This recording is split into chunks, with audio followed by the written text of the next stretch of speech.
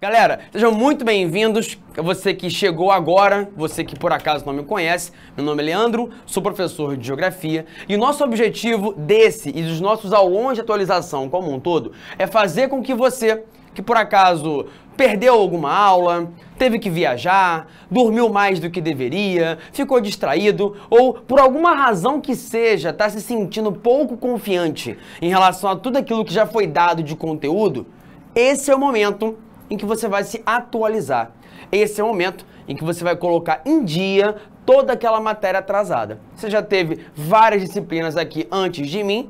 Nossa última disciplina foi História, agora é hora de Geografia. Daqui a pouquinho vamos ter a aula de Química com a professora Carol. E aí, se o assunto é Geografia, vamos embora logo revisar conceitos importantes relacionados à população, que é o conteúdo que a gente tem falado nas aulas desde que o ano começou.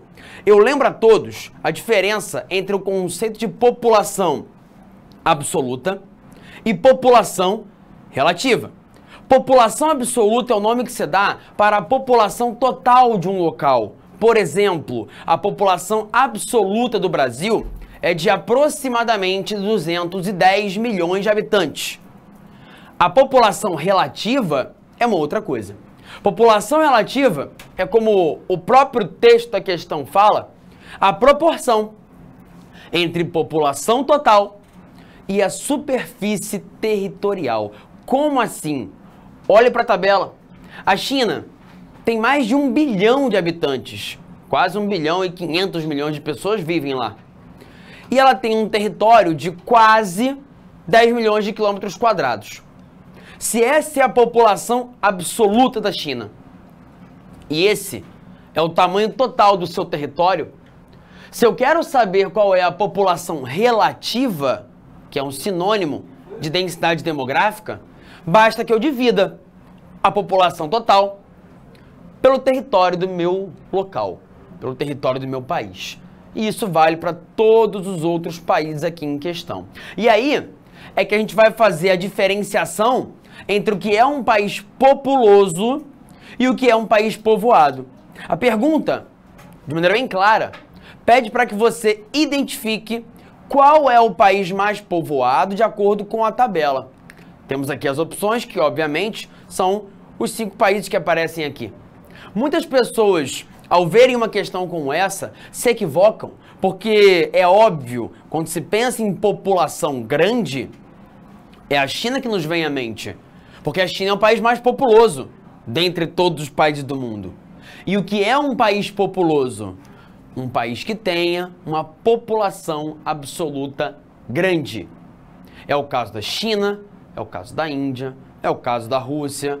Todos são países com muitos milhões de habitantes, porém não necessariamente um país populoso, que tem uma população absoluta muito grande, será um país povoado. Por quê? Porque como alguns países possuem um território muito grande, o resultado da divisão de um número grande por um número grande acaba sendo um número pequeno. Você pode pegar a tua calculadora aí, ó, do celular, do computador. Faz essa conta. Divide aí 143 milhões por 17 milhões. 143 milhões de pessoas por 17 milhões de quilômetros quadrados. O resultado é um número pequeno. Agora, se por outro lado você pega um número como esse, 16 milhões de habitantes da Holanda, que não é uma população tão grande assim, em especial comparada a dos outros países que aparece aqui nessa lista, e divide essa população total por um tamanho de apenas 41 mil quilômetros quadrados, o resultado é um número muito grande. Ou seja, a densidade demográfica da Holanda é a maior dentre esses 5 países. Apesar dessa lista, a Holanda ser o país menos populoso dessa lista, ela é o país mais povoado. Portanto, de acordo com a tabela, o país mais povoado é a China, a França, a Holanda, a Argentina, a Rússia. Nosso gabarito, letra C, Holanda.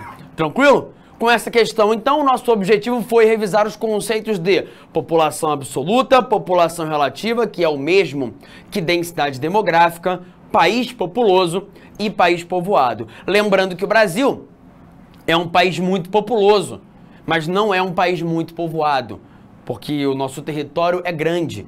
E aí, ao dividir a população total pelo tamanho do nosso território, o resultado é um número de aproximadamente 24 pessoas por quilômetro quadrado, que não é um número muito expressivo. Tudo bem? Vamos embora para a nossa próxima questão, questão 2. E enquanto isso, caso você esteja desatento, se liga, porque tem um cupom aqui, o PRO20, disponível para você assinar o ProEnem com 20% de desconto. E aí você pode estar pensando, caramba, mas já estamos em março. Mas há pessoas que só vão começar a pensar em estudar, acredite, lá para junho, lá para julho, lá para agosto. Se você então começa agora a focar e a se preparar de maneira adequada, você não tenha dúvida, está na frente de muita, mas de muita gente. Segunda questão. Em setembro de 2012, foi divulgada pelo IBGE a PNAD, Pesquisa Nacional por Amostras de Domicílios, referente ao ano de 2011. Um dos dados revelados mostra a diminuição da taxa de fecundidade total para níveis abaixo da reposição, de 1,7 filhos por mulher.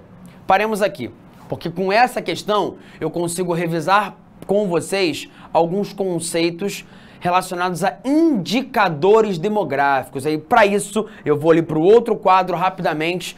Chega mais assim. Fecundidade é o indicador demográfico em questão. Porém, tem muita gente que não sabe a diferença entre o índice de fecundidade e o de natalidade. E aproveitando que eu coloquei já esses dois, vou colocar alguns outros. O de mortalidade, a mortalidade infantil,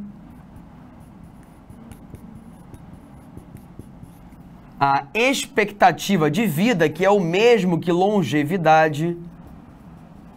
E eu vou escrever longevidade porque é uma palavra só, né? Mais rápido para escrever. E outros dois importantes, o índice de Gini e o IDH. Beleza? O que são todos esses nomes que eu escrevi aqui no quadro? São indicadores demográficos. E o que é um indicador demográfico? O próprio nome diz, né? Ele vai indicar, ele vai demonstrar as características da população de um país. E com isso, você consegue, inclusive, só olhando para os indicadores demográficos, saber se o país é desenvolvido, se ele é subdesenvolvido, se é mais urbano ou rural, se é mais jovem ou idoso. Como? Fecundidade é o número médio de filhos por mulher em idade reprodutiva em um país. O índice de fecundidade, ou taxa de fecundidade, dá no mesmo, precisa ser de 2,1. Ou seja, cada mulher tenha 2,1 filhos, em média, para que a população do país possa ser mantida. Repara no que eu estou falando. Se a população de um país é, vamos supor, de 100 milhões de pessoas, e o índice de fecundidade da população daquele país é de 2,1 filhos por mulher, a população não vai crescer absurdamente. A tendência é que ela cresça devagar ou se mantenha. Mas se o índice de fecundidade for muito maior, a população tende a crescer mais rápido, crescer muito. Vejo casos de países como a Nigéria, Níger, ou outros vários países da África subsaariana, em que o número médio de filhos por mulher, hoje em dia, em 2020, beira 5, 6, em alguns casos 7. Se um país tem mulheres que, em média, têm 5 a 7 filhos cada, é claro que a tendência é que a população desse país cresça rápido. A menos que, nesse país, a mortalidade seja muito alta. E o que é a mortalidade? O que é a taxa de mortalidade? É o índice que mede a proporção de mortes na população de um país em relação à população total. No caso africano, a fecundidade em muitos países continua alta e a mortalidade, que também é alta, tem caído. E essa queda na mortalidade faz com que a população de países da África seja, de modo geral, a que mais cresce. E aí, cuidado, tá? Qual é o país mais populoso do mundo? A China. Qual é o segundo mais populoso do mundo? A Índia. Ambos estão na Ásia, que é o continente mais populoso dentre todos. Só que o continente onde hoje existe um ritmo de crescimento da população mais alto é o continente africano. Isso quer dizer que daqui a algumas décadas a previsão aponta para que a África se torne um continente mais populoso do que a Ásia. Quando exatamente isso vai acontecer? Depende de muitos fatores, mas é a tendência que se vê com base no comportamento demográfico da população nos dias de hoje. Entendido? Fecundidade, portanto, é o número médio de filhos por mulher em idade de reprodução. A mortalidade é a taxa, a proporção de quantos morrem em relação à população total. E a mortalidade infantil mede quantas são as crianças que morrem antes de completar 1 ano de idade. Aí você pode estar se perguntando, poxa, mas e a natalidade? Você não falou ainda. Pois é. Muitas pessoas confundem esses dois indicadores. E realmente eles estão associados um ao outro. Estão entrelaçados. Porque a natalidade é a proporção de nascimentos em relação à população total. Ou seja, a natalidade e a mortalidade são porcentagens. A fecundidade é um número. 1, 2, 2,1, 2,3. E a questão nos fala que a fecundidade no Brasil atualmente é mais baixa do que era no passado e está em torno de 1,7 filhos por mulher. Em relação aos outros indicadores que eu coloquei aqui, a longevidade, o Gini e o IDH, que está escondidinho pela nossa tarja, mas que é o Índice de Desenvolvimento Humano, todos eles são importantes para entender também a situação socioeconômica de um país. Longevidade ou expectativa de vida é o tempo médio que uma pessoa vive em cada país. No Brasil hoje, a longevidade gira em torno de 75 anos de idade. No passado, os brasileiros viviam muito menos tempo. Houve tempos em que os brasileiros viviam em média 45 anos de idade, 50.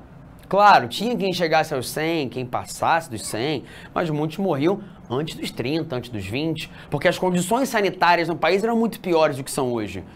Porque as condições de saúde, de renda eram muito piores do que são hoje. Não, o Brasil está longe de ser um país desenvolvido, mas também está longe da situação caótica que teve muitas décadas atrás, como boa parte do mundo também passava. Então o mundo mudou e o Brasil também. Com isso, a fecundidade e a natalidade no Brasil têm caído, a mortalidade e a mortalidade infantil também têm caído e a longevidade tem aumentado. Isso tem colaborado para que, dentre outras coisas, haja uma melhora na qualidade média de vida das pessoas aqui no Brasil, o que é medido pelo IDH. O IDH é um indicador que vai variar de 0 a 1. E aí, quanto mais próximo de 1 for o IDH de um país, isso é um sintoma de que ele possui condições de vida melhores. Não para todos, mas na média. O Brasil hoje é um país que tem um IDH considerado alto, porque fica entre 0,7 e 0,8. Mas nós não temos uma situação semelhante à dos países que têm um IDH muito alto, que são aqueles que têm um índice superior a 0,8. Estamos longe da situação favorável que esses países possuem, como é o caso da Noruega, da Suécia, do Canadá, mas também estamos bem longe da situação terrível de países como o Haiti, Serra Leoa e outros tantos cujo IDH é inferior a 0,5. O IDH, então, é um número que vai de 0 a 1. Quanto maior, melhor. O índice de Gini é o oposto. porque esse também é um número que vai variar de 0 a 1. Mas quanto mais próximo de 1 for o Gini de um país, isso é um sintoma de que a desigualdade social é muito grande, de que a concentração de renda é muito alta. E esse é um problema que atinge não só países pobres, não só países subdesenvolvidos, mas também países como os Estados Unidos, um país que é rico, que tem o maior PIB do mundo, que é uma economia fortíssima, que é a maior potência geopolítica da atualidade, mas que também é um país marcado pela desigualdade e pela presença de bolsões de pobreza. Tranquilo? Dito isso, podemos voltar para lá e continuar a fazer a nossa questão, cujo enunciado diz o seguinte: este fato, qual fato? A diminuição da taxa de fecundidade. Apresenta várias implicações, várias consequências, dentre as quais, letra A, o aumento das diferenças socioeconômicas regionais. Letra B, a redução do movimento migratório a partir da década de 2030. Letra C, a imediata estabilização da população economicamente ativa. Letra D, redução das diferenças entre as faixas etárias. E letra E, desaceleração do ritmo de crescimento da população. Vamos relembrar um outro conceito. Esse aqui, ó, o de população economicamente ativa. E mais um, que envolve o crescimento populacional, porque há dois conceitos diferentes em relação ao crescimento da população. Eu vou te mostrar também ali no nosso outro quadro. Chega mais. População economicamente ativa é o oposto de população não economicamente ativa. Aqui fica uma observação. Houve um tempo em que o conceito usado em lugar desse era o de população economicamente inativa, mas o IBGE hoje em dia usa uma outra nomenclatura. A população economicamente ativa é composta pelos adultos que trabalham ou que estão à procura de emprego. É aquela parte da população de um país que tem capacidade de gerar produtividade, fazer a economia crescer. É importante para um país ter uma população economicamente ativa maior do que uma população não economicamente ativa, já que isso tende a favorecer a possibilidade de que haja crescimento econômico. Agora, é claro, se você tem um monte de adultos buscando emprego, mas a economia do país vai mal, mas a geração de emprego não vai bem, isso gera um outro problema, que é o desemprego em larga escala. Por exemplo, algo que acontece no Brasil há alguns anos, desde que entramos numa crise que parece longe de terminar. Esse grupo aqui, a população não economicamente ativa, é composta pelas crianças, pelos jovens, até 15 anos de idade, pelos idosos de mais de 60 anos de idade e pelos adultos que não trabalham e não procuram emprego. Por exemplo, alguém de 25 anos que faça faculdade e que não esteja à procura de emprego. Ou alguém que procurou emprego por muito tempo, não conseguiu e desistiu. Ou alguém que trabalha, vive, tem um hábito de ser dono de casa ou dona de casa. Alguém que faz funções do lar e não vai à busca de um emprego no mercado de trabalho. Essas pessoas são adultos, mas não vão se enquadrar nessa categoria aqui porque não trabalham e não procuram emprego. Tá bom? Agora vamos ao nosso outro conceito, o de crescimento. Crescimento da população, que pode se subdividir em duas coisas. Crescimento vegetativo e crescimento demográfico. Não são exatamente a mesma coisa. Crescimento vegetativo é a diferença entre quantos nascem e quantos morrem. Simples assim. Se nasceu mais gente do que morreu, o crescimento vegetativo é positivo. Se morreu mais gente do que nasceu, o crescimento vegetativo é negativo. Agora, existem outras coisas que podem fazer com que a população de um país cresça ou diminua, que não sejam só o nascimento de bebês ou a morte de pessoas. É por isso que a gente faz esse outro cálculo, que é natalidade menos mortalidade, do mesmo jeitinho, mais a taxa de migração. E o que é a taxa de migração?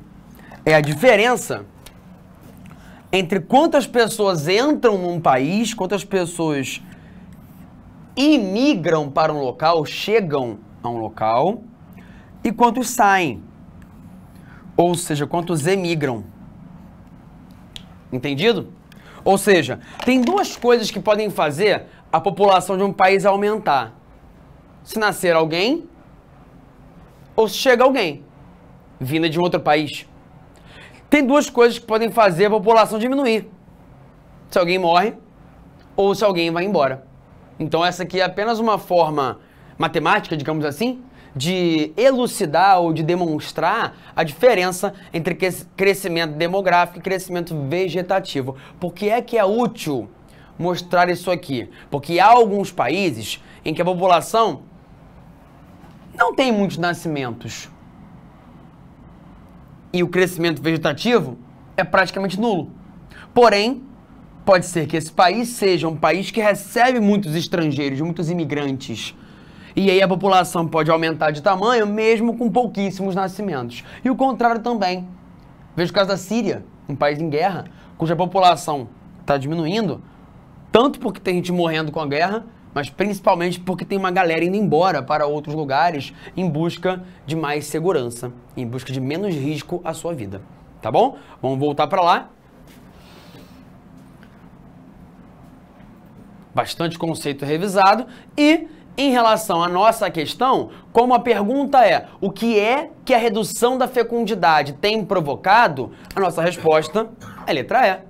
Desaceleração no ritmo de crescimento populacional. Ou seja, hoje a população brasileira cresce num ritmo mais baixo do que ela crescia antigamente, porque as mulheres estão tendo menos filhos em média, por uma série de razões. Porque há mais mulheres no mercado de trabalho, porque existe uma maior disseminação de métodos contraceptivos mais acessíveis, mais baratos, porque o custo de vida nas cidades é maior. São vários, muitos os motivos que, como resultado, tem trazido essa diminuição da fecundidade que, por sua vez, tem gerado uma diminuição no ritmo de crescimento da população brasileira. Tá bom? Vamos embora agora para a nossa próxima questão, que começa com um texto do IBGE, de 2015, que diz que entre 2000 e 2014, o crescimento médio da América Latina foi de 3,3%. O Brasil, representando cerca de 38% do PIB da região em 2014, teve o mesmo crescimento médio. Observando as taxas de crescimento desde o início dos anos 2000, após baixo crescimento no início dessa década, houve anos de crescimento relativamente alto. E aí a pergunta do enunciado começa com um texto que fala: quando há condição de crescimento econômico dos países, geralmente também há variação dos índices econômicos e sociais desses países. Considerando o trecho do documento do IBGE acima, pode-se concluir acertadamente que, entre os anos 2000 e 2014, letra A economia de alguns países da América Latina cresceu, mas no Brasil houve um significativo aumento do desemprego. A desigualdade de rendimentos caiu com a diminuição do índice de Gini. Ocorreu um processo de desindustrialização no Brasil, com o fechamento de indústrias e fábricas. A instabilidade política e as oscilações da economia global levaram o Brasil a uma das maiores recessões de sua história. E houve redução da expectativa de vida por conta de políticas, liberais, não consigo ver aqui. Tá. Tira um minutinho essa tarde.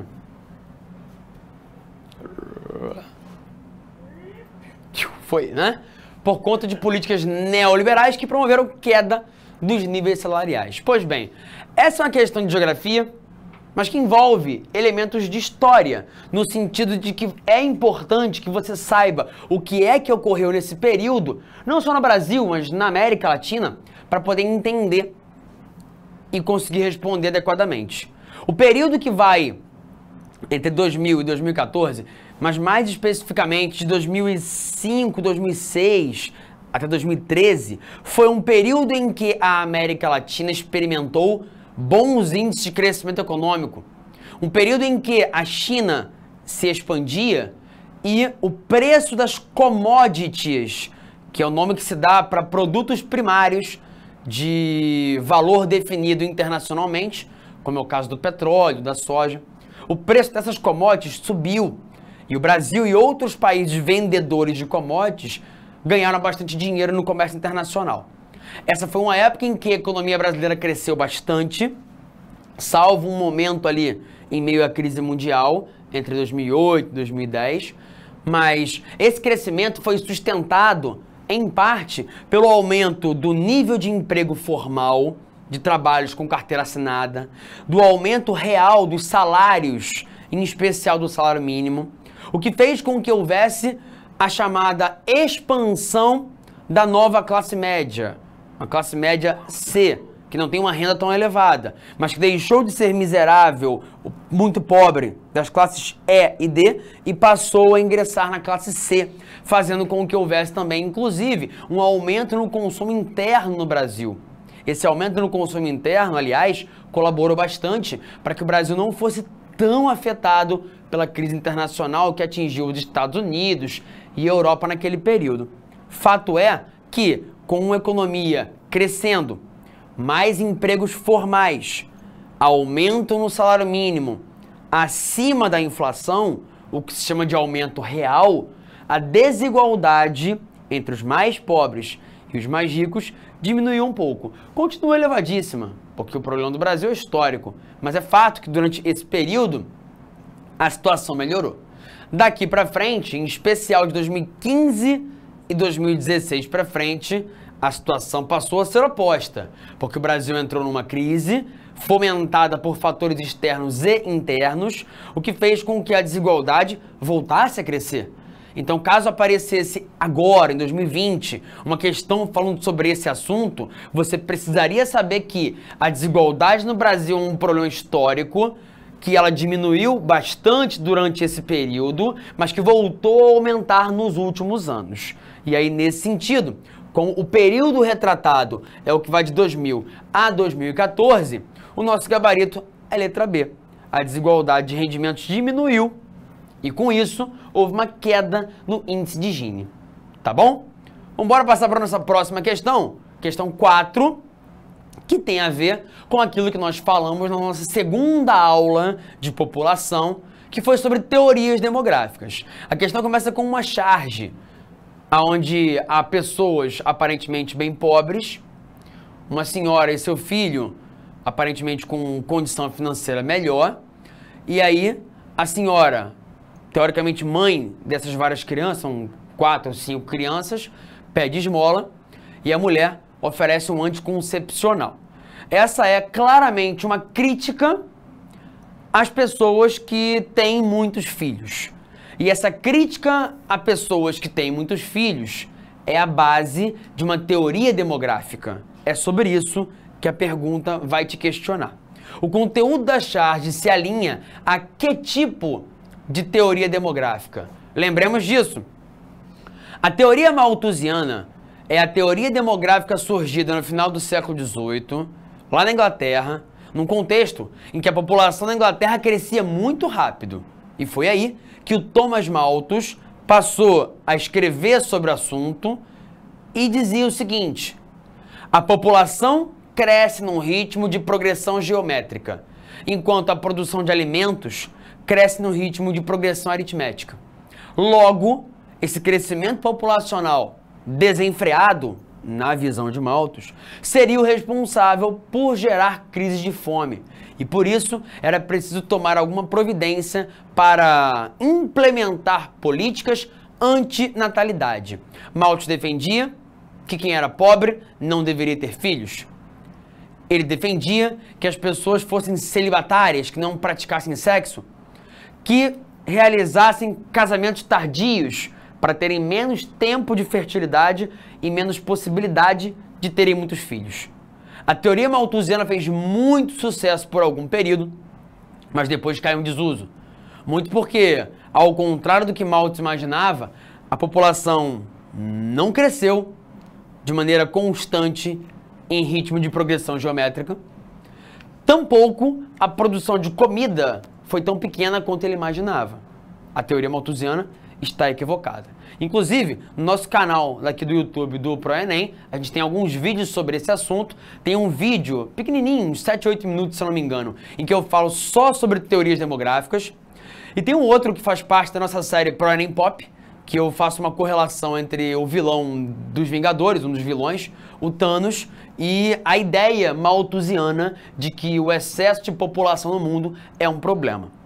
Essa ideia equivocada, apesar de errada, voltou à tona algum tempo depois, já no século XX, no pós-Segunda Guerra, com uma nova roupagem. E é por isso que essa nova roupagem do malthusianismo passou a ser chamada de neo-malthusianismo. Quais eram as bases desse novo malthusianismo? A seguinte ideia: a população dos países pobres, que tem muitos filhos, e por isso mesmo acaba crescendo muito rápido, nunca deixará de ser pobre se continuar a ter muitos filhos. Ou seja, para os neomalthusianos, quanto maior é o crescimento populacional, maior é a pobreza. Repararam na semelhança com a ideia malthusiana? Mas na diferença, porque um falava mais sobre a fome como consequência e os outros falam mais sobre a pobreza como resultado? Nesse mesmo momento, houve quem dissesse: não, vocês estão errados. O problema não é a população e não são os filhos que essas pessoas têm. O problema é a pobreza. É a pobreza quem deve ser combatida, pois o combate à pobreza fará com que as pessoas mais escolarizadas, mais bem informadas, possam, por conta própria, escolher ter menos filhos, sem que haja necessidade de alguém obrigando esses indivíduos a terem apenas um ou a não terem crianças. Essa política neomalthusiana foi adotada em vários lugares do mundo, e o exemplo mais famoso é o da China, com a sua política do filho único. Assim como o próprio neomalthusianismo, depois de algum tempo, passou a ganhar uma cara de viés mais ecológico, porque entre os anos 1970 e 1980, a gente passou a ter uma preocupação ambiental maior. E aí foi a vez de os neomalthusianos passarem a dizer o seguinte: olha, quanto mais gente tendo filho no mundo, maior vai ser a degradação dos recursos naturais. Então é preciso buscar um desenvolvimento sustentável e um controle dessa natalidade, porque senão o mundo não vai resistir.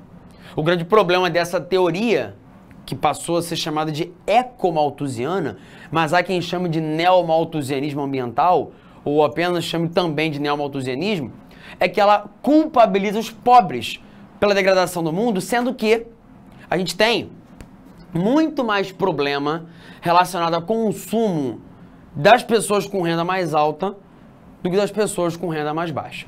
Tranquilo? Dito isso, e feita a nossa revisão sobre teoria demográfica, eu volto aqui à charge e ao conteúdo que ela passa ou tenta passar para você.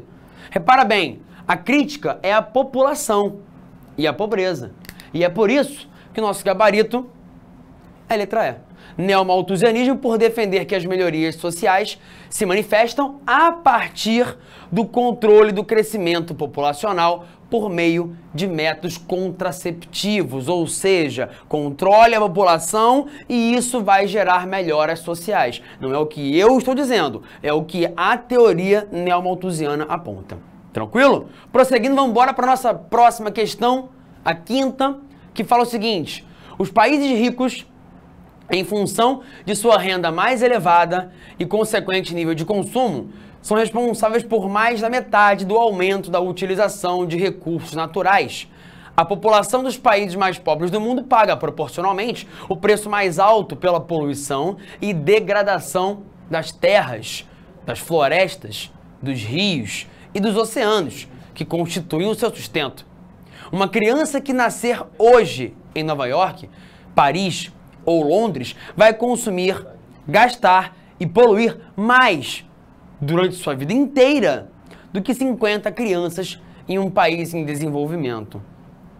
É exatamente a crítica que eu acabei de fazer à teoria neomalthusiana de viés ecológico, no sentido de que não necessariamente o número de pessoas de um local vai definir quanto é que vai haver de consumo do recurso da natureza, mas sim a forma com que as pessoas lidam com o recurso natural, o nível de consumo que elas vão praticar. E por isso, normalmente, quem tem mais poder financeiro consome mais recursos naturais.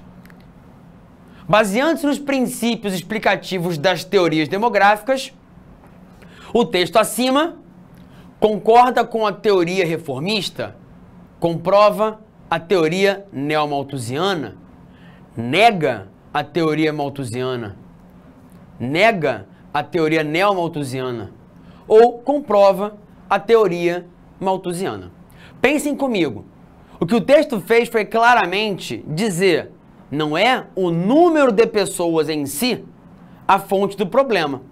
Então é claro que não pode ser um texto que comprova teoria malthusiana ou que comprova a teoria neomalthusiana.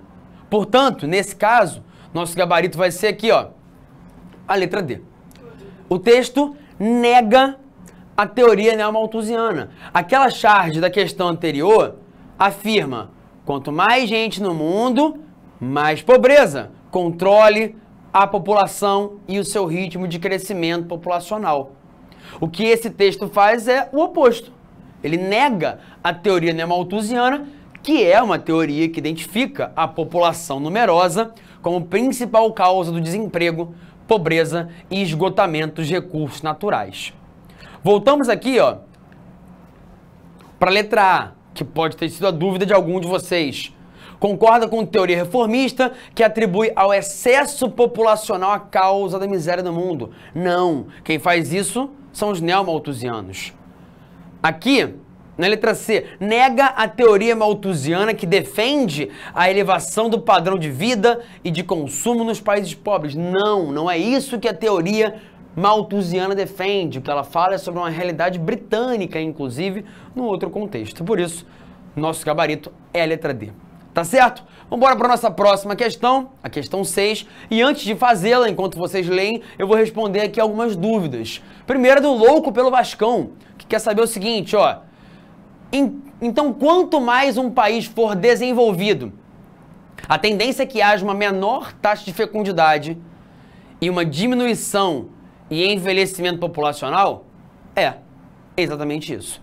Então a tendência é de queda na fecundidade, queda na natalidade, queda na mortalidade, aumento na longevidade e envelhecimento populacional, tá bom? O Guilherme quer que eu explique de novo crescimento demográfico. Vamos embora para lá, né? Temos aqui nossas siglas, né? CV e CD, que falam, ao contrário do que algumas pessoas podem imaginar, inclusive não sei se é tão adequado que eu tenha colocado essa sigla com a cor vermelha, né? Isso pode gerar uma inferência inadequada, pode ser coronavírus. Então não é coronavírus, é Cristo vive, como muitas pessoas de casa já sabiam. Porém, também pode servir para falar de crescimento vegetativo, que não é o mesmo que crescimento demográfico. Guilherme, para simplificar para você, para não haver mais dúvida, crescimento demográfico é o crescimento vegetativo mais a taxa de migrações. Eu posso substituir isso aqui por crescimento populacional, dando o mesmo. Porque qual é o lance? A população de um país pode aumentar porque nasceu alguém ou porque chegou alguém. E ela pode diminuir porque morreu alguém ou porque alguém foi embora. O crescimento vegetativo não leva em consideração as migrações. Portanto, analisar o crescimento demográfico é uma forma mais completa de entender essa dinâmica demográfica do que analisar apenas o crescimento vegetativo. Tá certo? Voltando para lá, temos a Kércia. Ela quer saber o seguinte, ó. No Brasil, a taxa de fecundidade abaixou, sim. Ou seja, menor taxa de natalidade, também. Mas o índice de longevidade aumentou, sim. A nossa população está crescendo ou diminuindo? Por favor, tire essa minha dúvida em caixa alta ali, maiúsculo, e faz um elogio. Agradeço o elogio e sim, vou tirar a sua dúvida. Calma, cuidado, olha só. A população brasileira hoje é de quantas pessoas? 210 milhões de pessoas. No passado, ela era menor. Nos anos 70, nós tínhamos 90 milhões de pessoas. Havia, inclusive, na época, uma musiquinha que serviu para a seleção brasileira. Creio que daí ninguém saiba dessa música, a menos que tenha visto algum documentário antigo.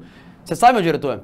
90 milhões em ação, pra frente Brasil, salve a seleção.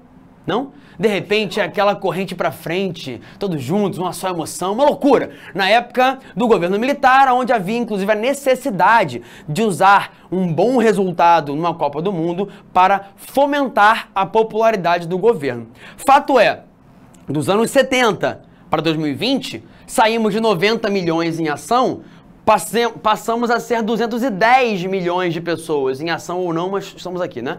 Esses 210 milhões de indivíduos continuarão aumentando de tamanho nos próximos anos, ou seja, a população brasileira vai continuar crescendo, porém, cada vez mais devagar.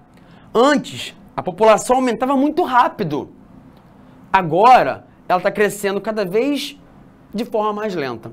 A previsão do IBGE é que nós tenhamos um crescimento populacional até mais ou menos 225, 230 milhões de habitantes. E daí para frente, a população brasileira deve parar de crescer. E aí sim, ela vai começar a diminuir. Mas por enquanto, ela não está diminuindo. Tá bom? Vamos prosseguir para fazer nossa questão 6, que fala sobre transição demográfica. É dito aqui que nós, dos anos 80 para frente, ingressamos naquilo que se qualifica como transição demográfica. Para começar, eu discordo já do enunciado dessa questão, tá? Foi proposital colocar isso aqui, porque o que é que acontece? Como eu disse a vocês na nossa aula, que talvez vocês tenham visto ou não, sobre transição demográfica, eu expliquei que há várias formas de enxergar esse processo. Resumindo, o que é transição demográfica? É a mudança no ritmo do crescimento vegetativo da população de um país. Até 1940, a população brasileira crescia bem pouco. Entre 1940 e a década de 70, a população brasileira cresceu muito rápido, num ritmo de explosão demográfica, de forma acelerada. Dos anos 80 para frente, a população brasileira começou a experimentar uma diminuição no ritmo do seu crescimento vegetativo. É a isso que ele chama de início da transição demográfica, mas eu chamaria de um segundo momento dessa transição. Lembrando que você pode considerar de formas diferentes essa transição demográfica. Isso passou a ocorrer em função de alguns fatores. E ele fala aqui, ó, aumento da densidade demográfica, queda na natalidade, aumento na expectativa de vida, manutenção da fecundidade e inversão gradativa da pirâmide etária. Aí ele quer que você diga quais estão corretas. Nosso gabarito aqui é letra D, 2, 3 e 5. Vejamos então qual o problema do que aparece na 1 e na 4. Aqui na 1, é dito que houve elevação das taxas de densidade demográfica. Pense comigo. A elevação ou a diminuição da densidade demográfica não tem a ver diretamente com a transição em si. Tem a ver com o número de pessoas que vivem no país e o tamanho desse país. E a questão é, a densidade demográfica brasileira continua muito baixa. Portanto, essa frase está errada. Na frase 4, é dito que houve manutenção das taxas de fecundidade. Você sabe que isso está errado, porque se a natalidade caiu, é porque a fecundidade também caiu. Por isso, apenas estão corretas as frases 2, 3 e 5, o que faz com que o nosso gabarito seja realmente a letra D. E na frase 5, lembre-se que ele falou sobre inversão da pirâmide etária. Não entendeu? Chega mais rapidinho. Como todo mundo sabe, eu não sou lá um cara que faz bons desenhos, né? Porém, o que importa é a ideia, o sentimento, a vontade, a motivação. Aqui, o que eu tenho é algo que você pode entender como uma roupa íntima invertida, mas é uma tentativa de fazer uma pirâmide etária. E aqui embaixo, vou fazer uma outra, que não lembra nem um pouco uma pirâmide, mas é um gráfico etário do mesmo modo. Qual a diferença na prática entre a população de um país como esse e esse? Aqui, o que eu tenho é uma população predominantemente jovem, que ocupa a base da pirâmide. Nascem muitas crianças, muitas delas morrem antes de chegarem à idade adulta, pouquíssimos viram idosos. Isso é a situação típica de um país subdesenvolvido, rural, com condições sociais muito ruins. Essa é a situação típica de um país desenvolvido, porque as pessoas, por conta própria, escolhem ter menos filhos. Eu tenho um número razoável de adultos, porque a mortalidade é baixa.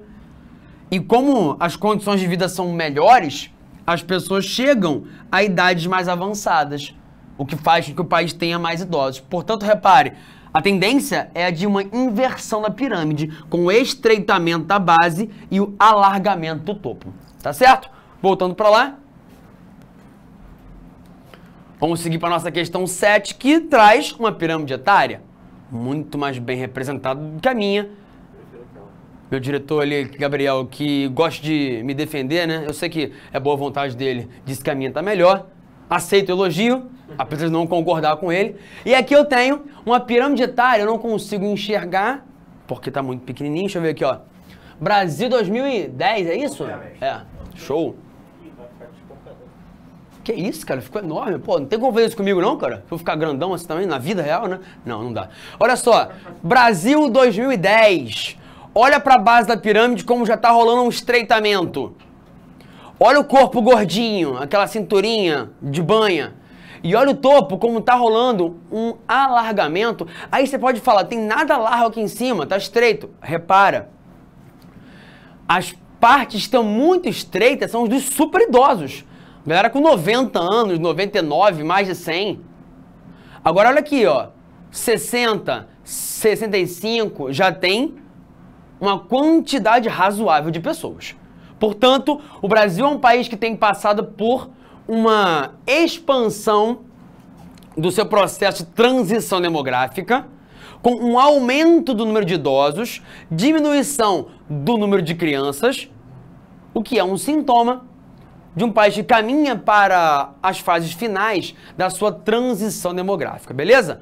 Podemos passar agora para a próxima questão. Deixa eu ver aqui, melhor. Tá aqui, né? Show.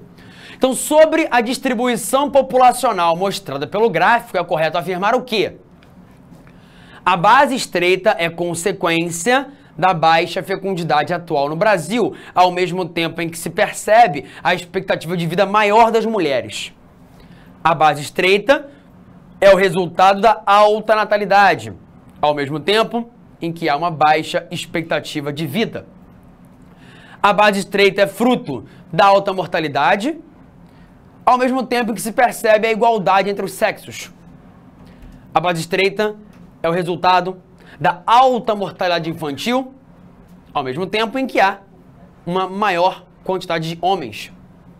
E letra E, as causas da base estreita da pirâmide, com os dados disponíveis no país atualmente, não podem ser determinadas. A letra E não faz sentido nenhum, porque se eu faço um censo demográfico é para saber as condições da população. E se eu tenho uma pirâmide etária, só de olhar eu consigo saber quais são as características sociais e demográficas de um país. Esse é um gráfico etário de um país que não é subdesenvolvido como outros, como o Haiti, como Suazilândia, como países muito, muito pobres, mas que também não é um país desenvolvido. É um país que está no meio do processo. E se a base cada vez mais se estreita, não é porque a mortalidade infantil está alta. Não é porque a mortalidade como um todo está alta. Tampouco existe uma alta natalidade. A única resposta correta é a que aparece na letra A. A base da nossa pirâmide tem se estreitado porque a fecundidade tem caído. E a expectativa de vida tem aumentado e ela é maior entre as mulheres. Olha aqui, ó. Repara que na base a diferença entre homens e mulheres não é grande, não. Mas quanto mais você vem aqui pra cima, você vê mais mulheres do que homens. Por quê? Eu até brinquei na nossa última aula e falei que de vez em quando rola no WhatsApp uns vídeos de por que os homens morrem cedo. E aí você tem, assim, um monte de situação absurda que, em geral, os homens cometem e, em geral, as mulheres não. Porque nós, homens, somos socialmente mais estimulados a fazermos besteira com grande frequência, a sermos descuidados, a sermos mais idiotas. E acaba que, na prática, a gente se torna mais idiota mesmo. Eu, por exemplo, essa é uma história antiga, né? Tem uns carnavais atrás, achei que era de bom tom descer um morro atrás de um caminhão em alta velocidade. Em cima do caminhão, resultado, quase caí, quase morri. Inclusive, quem estava comigo nessa história era um professor que vocês conhecem aí, tá? Um tal de Otto Flix. Otto Flix estava lá. E eu tenho provas, eu tenho vídeos. Um dia mostrarei isso pra vocês. Fiquem aí de olho, né? Seguinte, então nosso gabarito é letra A. As mulheres vivem mais do que os homens em média porque se cuidam mais, vão mais ao médico, se envolvem em menos crimes, menos atos violentos, e isso tudo faz com que haja mais mulheres em média, geralmente, no Brasil e em quase todos os países do mundo, do que homens. Beleza? Vamos embora para a próxima questão, questão 8. O governo chinês anunciou nesta quinta-feira que decidiu por fim a política do filho único. Por mais de 3 décadas, impediu-se que casais tivessem mais de uma criança, o que causou impacto na sociedade e na economia do país. Segundo a agência de notícias estatal, que eu certamente não sei pronunciar, né? Você sabe, Racine, como que se pronuncia isso aqui, ó? Você tem ideia? Xinhua. Então é isso aí, né? Então, o Partido Comunista determinou que agora casais poderão ter 2 filhos. E olha que bizarro, né? O partido determinou, ó, você pode ter 2 filhos. Parece loucura, né? Mas não, é assim mesmo. Havia uma pressão gigantesca na China para que as pessoas tivessem apenas um filho e caso houvesse aquele que desrespeitasse a lei, muitas consequências graves poderiam acontecer a ele e a ela, a família no caso, inclusive demolição de suas casas. Parece surreal que o governo vá até onde você mora e promova a derrubada, a demolição da sua moradia porque você teve mais de um filho. Mas sim, é isso que aconteceu com muitas pessoas na China. Havia, inclusive, um estímulo para que os vizinhos denunciassem os vizinhos, para que um denunciasse o outro, e com isso criava-se um ambiente de medo dentro das comunidades, em especial das comunidades rurais. Inclusive, eu recomendei um documentário recente, One Nation Child, que fala sobre a situação da política do filho único e as consequências que isso gerou dentro da população chinesa. Está disponível no Amazon Prime, você pode encontrar por aí em outros lugares também, beleza? Ó, a principal justificativa para a decisão do governo chinês, que decisão? Acabar com a política do filho único. Está apontada em letra A, ampliar o poder de consumo do mercado. Letra B, reduzir o custo da mão de obra da indústria. Letra C, viabilizar a proposta de democratização do Estado. Letra D, retardar o processo de envelhecimento da população. E letra E, aumentar a taxa de longevidade da população urbana. Pensa comigo, se o governo chinês controlou a natalidade, a fecundidade caiu bruscamente, o que é que aconteceu? O número de crianças diminuiu e a proporção de idosos aumentou. Por isso, hoje, o dilema que a China possui é a de ser um país que ainda não é desenvolvido socialmente, mas que já está envelhecendo. Algo incomum, porque normalmente o envelhecimento ocorre mais rápido em países socialmente mais desenvolvidos. A China é um país rico, mas socialmente não é tão desenvolvido assim. Tem um IDH menor que o do Brasil, uma desigualdade muito grande, vários bolsões de miséria e uma população que já é mais envelhecida proporcionalmente, do que a brasileira e do que a de outros vários países. Portanto, nossa única resposta possível é a letra D, retardar o processo de envelhecimento populacional. Vamos para a próxima questão. Questão 9. O capitalismo como sistema econômico e social passou a ser dominante no mundo ocidental a partir do século XVI, ainda que ele tenha se consolidado efetivamente no século XVIII, né, com a primeira Revolução Industrial. Muitos falam, inclusive, que o que aconteceu antes da primeira Revolução Industrial teria sido um pré-capitalismo, ou um capitalismo comercial. Seus principais mecanismos foram sendo alterados para se adaptar às novas formas de relações políticas e econômicas estabelecidas entre as nações ao longo do tempo. O capitalismo evoluiu gradativamente e foi se transformando à medida que novas dificuldades surgiam, apresentando assim um grande dinamismo ao longo do seu processo de desenvolvimento. Para melhor entender a sua evolução e a construção do espaço geográfico, costuma-se dividir o capitalismo em 3 fases distintas. Acho, inclusive, que essa questão deveria estar... ou melhor, essa é uma questão que fala já da outra geografia, a geografia do Thiago Feitosa, e ela é apenas para que você possa relembrar a distinção temporal entre essas fases do capitalismo. Lembra? O capitalismo começa a aparecer naquele período da expansão marítima, das grandes navegações, porque o comércio aumenta e gera mais lucro para os burgueses, que ao enriquecerem podem reinvestir esse dinheiro, dentre outras coisas, na criação de fábricas, de indústrias, a partir da primeira Revolução Industrial. As indústrias permitem multiplicar a produção e o lucro, e com isso a gente passa a ter uma possibilidade de fazer as empresas se espalharem por áreas maiores. Empresas essas que também se capitalizaram não só através da venda dos seus produtos, mas também através da contração de empréstimos nos bancos, através da venda de ações nas bolsas de valores, o que fez com que passasse de uma hora para outra a haver mais dinheiro circulando no mercado financeiro do que na economia real. Portanto, se a gente vai separar o capitalismo ao longo da sua história, de acordo com as etapas pelas quais ele passou, a ordem adequada é capitalismo comercial, capitalismo industrial e capitalismo financeiro. Além do que, há quem aponte que hoje o capitalismo, além de ser financeiro monopolista, é também informacional. Tamanha é a importância da informação para o lucro das empresas. Vou fazer a 10ª questão, antes de tirar mais algumas dúvidas e encerrar a minha aula. A associação que se dá entre empresas que eram concorrentes e que se tornam sócias, passando a controlar grande parte do mercado consumidor, promovendo a diminuição da concorrência, é conhecida como... Vamos relembrar? Cartel é o nome dado para uma associação informal e ilegal entre empresas, onde muitas vezes ocorre a combinação de preços.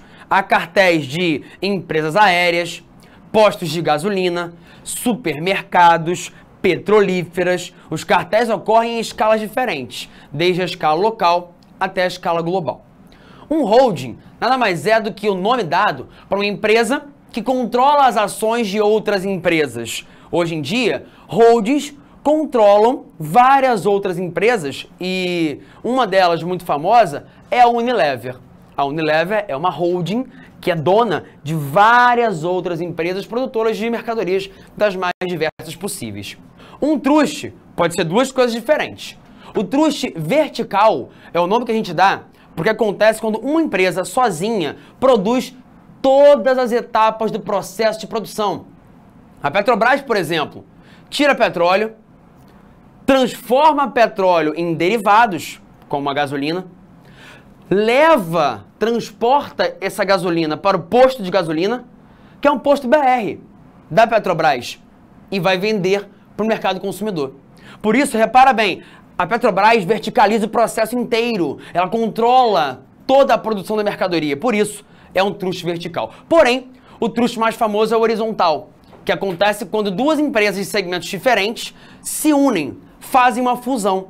Itaú e Unibanco se fundiram, Sadia e Perdigão se uniram, e outros vários exemplos existem de truste que tendem a formar monopólios, porque a empresa fica muito maior e controla mais o mercado.